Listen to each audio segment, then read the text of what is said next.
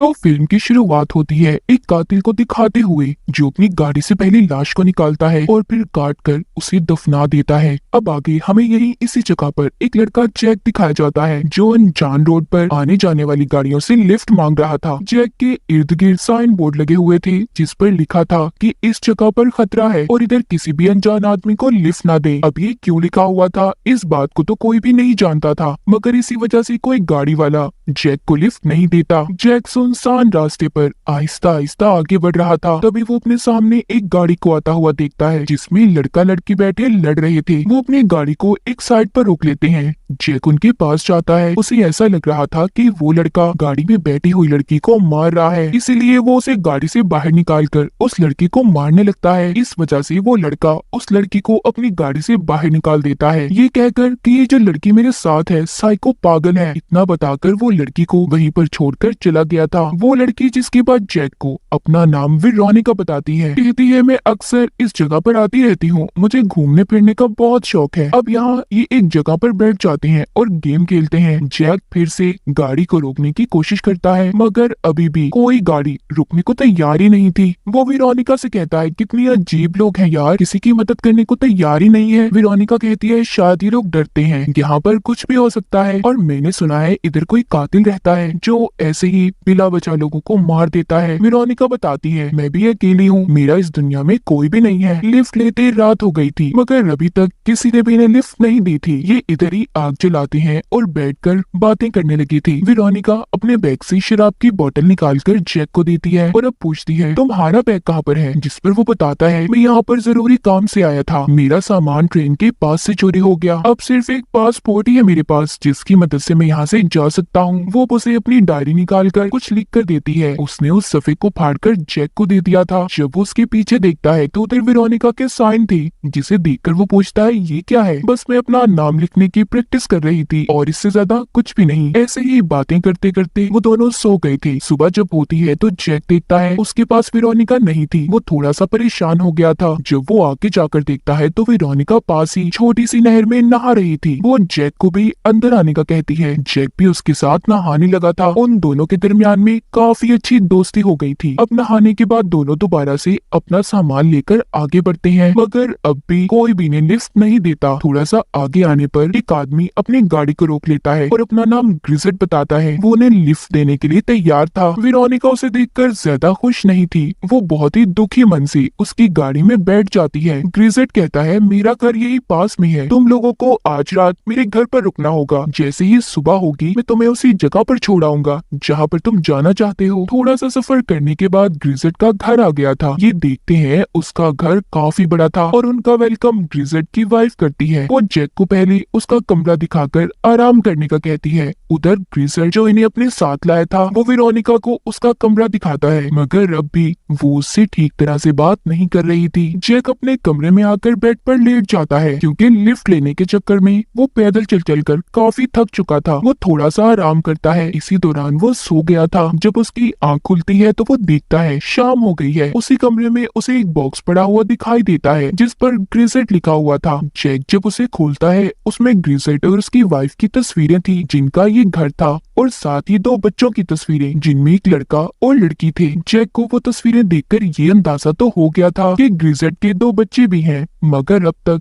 इसने घर में किसी बच्चे को नहीं देखा था। खैर रात को खाना खाने के बाद जैक अपने कमरे में चला गया था। वो जब बाद में वेरोनिका से मिलने आता है तो वो अपने कमरे की टेरेस छत पर सिगरेट पी रही थी। जैक अब उसके साथ बैठकर कुछ बातें करने लगा। वेरोनिका उसे अपने बारे में बताती है कि मेरा एक भाई भी था, बचपन में हम हाइड एंड सीक छुपन छुपाई खेल रहे थे तो मेरा भाई ट्रक के नीचे आ गया जिस वजह से उसकी मौत हो गई। अब तो मेरे माँ बाप भी नहीं है, मैं बहुत अकेली हूँ। ये सुनकर जैक को वेरोनिका के लिए बहुत बुरा लगता है। कुछ देर के बाद जैक नीचे आ गया था। वो अब ग्रिजेट के पास बैठता है जो इन्हें अपने घर में लाया था। जैक कहता है कि कल सुबह मुझे अपने घर जाना है, मेरे घर वाले मुझे लेकर परेशान होंगे और इस बारे में वेरोनिका से भी बात हुई है तो इसीलिए हम सुबह निकल जाएंगे। यहाँ पर वो ग्रिजेट से उसके बच्चों के बारे में भी पूछता है जिस पर वो कहता है नहीं, मेरे कोई बच्चे नहीं है। ये सुनकर जैक को काफी अजीब लगता है। वो सोचता है तो फिर उसने जिन बच्चों की तस्वीरें देखी थी वो कौन थी। खैर वो इन बातों के बारे में ज्यादा नहीं सोचता, क्योंकि कल सुबह उसे अपने घर के लिए निकलना था और जाकर सो जाता है। जब सुबह होती है तो उठकर सबसे पहले वो वेरोनिका के कमरे में जाता है ताकि उसे लेकर वो जा सके, मगर जब वो जाकर देखता है तो वो कमरे में नहीं थी। उधर अब ग्रिसेट आता है जो इन्हें अपने साथ घर पर लाया था, जिसका ये घर था। वो जैक को बताता है कि वेरोनिका सुबह होते ही निकल गई, उसने तुम्हें इसलिए नहीं बताया ताकि तुम परेशान ना हो जाओ। ये बात सुनकर जैक को ग्रिसेट पर शक होता है, क्योंकि वो काफी घबराया हुआ था। उसे उसकी बातों पर यकीन नहीं था। वो कहता है नहीं, तुम झूठ बोल रहे हो, वो ऐसी मुझे छोड़कर कैसे जा सकती है, हम दोनों को एक साथ जाना था। इसीलिए वो वेरोनिका को पूरे घर में ढूंढने लगता है, मगर वो उसे कहीं पर भी नहीं मिलती। अब ग्रिसेट जैक को वेरोनिका का लिखा हुआ लेटर खत देता है जिसे उसने जैक के लिए लिखा था। उसे ये सब देखकर यकीन तो हो गया था, मगर वेरोनिका की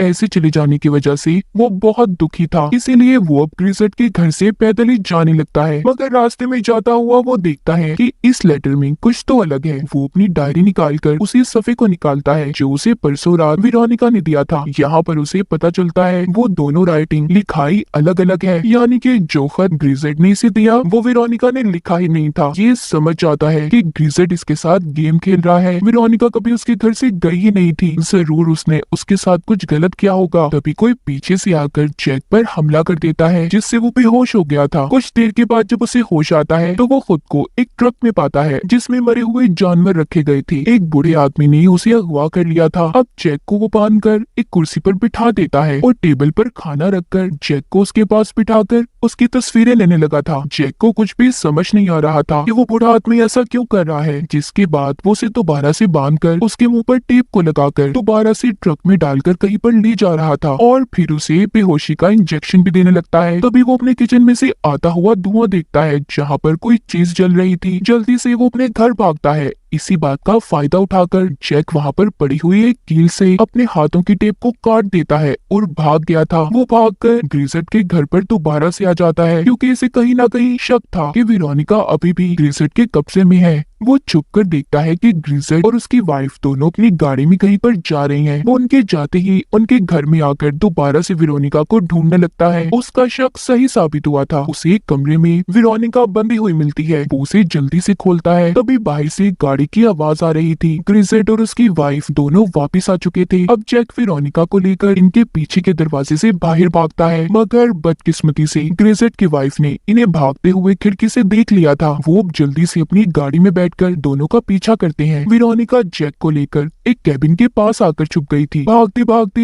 ये गिर जाते हैं। जैक को काफी चोट भी आती है। तभी जैक ये नोटिस करता है ये तो वही कैबिन है जहाँ पर इसे बूढ़ा आदमी अगवा कर लाया था। कुछ देर पहले ही तो वो यहाँ से भागा है। अब वो बूढ़ा आदमी भी वहाँ पर आ जाता है और पूछता है कि कौन है यहाँ पर। तभी जैक और वेरोनिका उसी की गन को उस पर कर लेते हैं। वो बूढ़ा आदमी जैक से कहता है तुम कितने बेवकूफ हो ना, अब तक कुछ भी नहीं समझ पा रहे। जैक क्या नहीं समझ पा रहा था, बस कुछ ही देर में उसे पता चलने वाला था। वो उस बूढ़े आदमी को गन दिखाकर यहाँ से जाने का कहता है। जब वो पीछे ही हट रहा था तो उसका पाँव फिसल जाता है और एक रॉड उसके जिस्म से आर पार हो गया था, जिस वजह से उस बूढ़े आदमी की मौत हो जाती है। इधर जैक भी जख्मी होने की वजह से बेहोश हो गया था। यहाँ पर वेरोनिका के दिमाग में एक आइडिया आता है। वो एक प्लास्टिक शीट से पहले तो जैक को ढकती है, फिर एक चाकू को उठाकर उस मरे हुए बूढ़े आदमी को फिर से मारती है ताकि वो कहीं दोबारा जिंदा ना हो पाए। अभी तक ग्रिसेट और उसकी वाइफ भी इन्हें ढूंढते हुए यहाँ पर आ गए थे। तो यही पर आता है कहानी में बड़ा ट्विस्ट, जब ग्रिसेट को वेरोनिका डैड कहकर बुलाती है, यानी कि वेरोनिका ग्रिसेट की बेटी थी। ये सब अब तक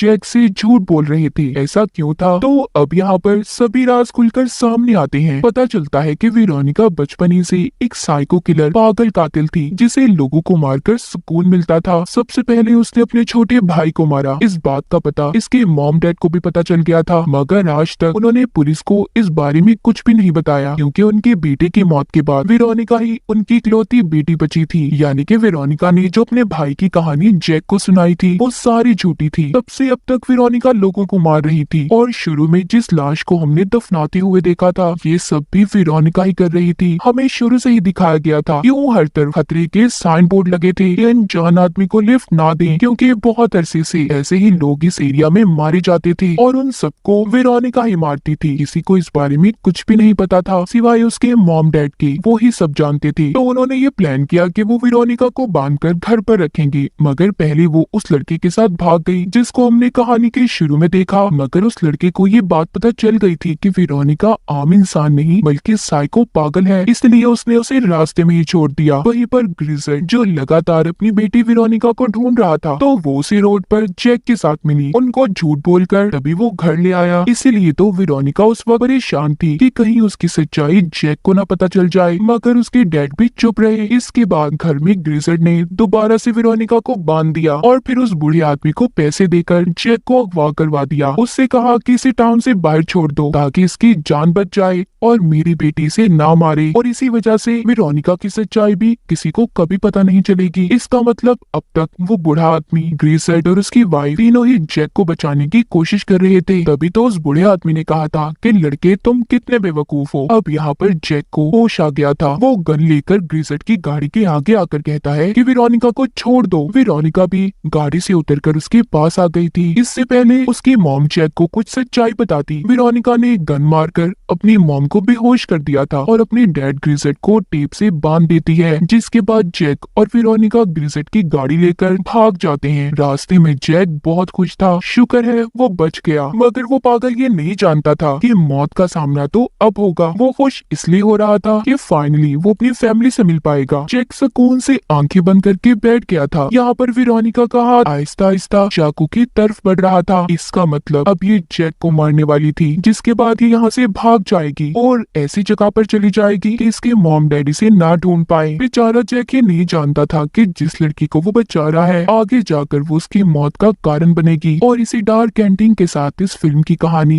यहीं पर खत्म हो जाती है।